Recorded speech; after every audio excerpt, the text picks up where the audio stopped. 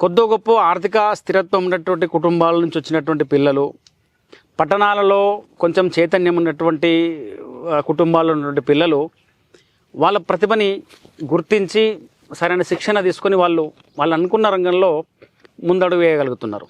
కానీ ఈ గ్రామీణ క్షేత్రాల్లో పర్టికులర్గా ప్రభుత్వ పాఠశాలల్లో ఇప్పుడున్నటువంటి పరిస్థితులలో జల్లెడబట్టి వేరే చేసినట్టుగా బీద పిల్లలు కూడా అతి బీద పిల్లలు ఎక్కడ చదువుతున్నారు అంటే ప్రభుత్వ పాఠశాలల్లో. అటువంటి పిల్లల లోపల ఇందాక చెప్పినట్టు నిగూఢమైనటువంటి ప్రతిభ చాలా ఉంది అనేక రకాలలో. సో అన్ని విషయాలలో వారికి ప్రోత్సాహం లేదు.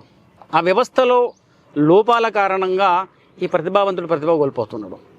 సో వారికి మనం అండగా ఉండాలనే ప్రయత్నమే జ్ఞాన సరస్వతి ఫౌండేషన్ ప్రారంభించింది. కొద్దో గొప్ప మనం 100 మందికి సహాయం చేయలేకపోవచ్చు.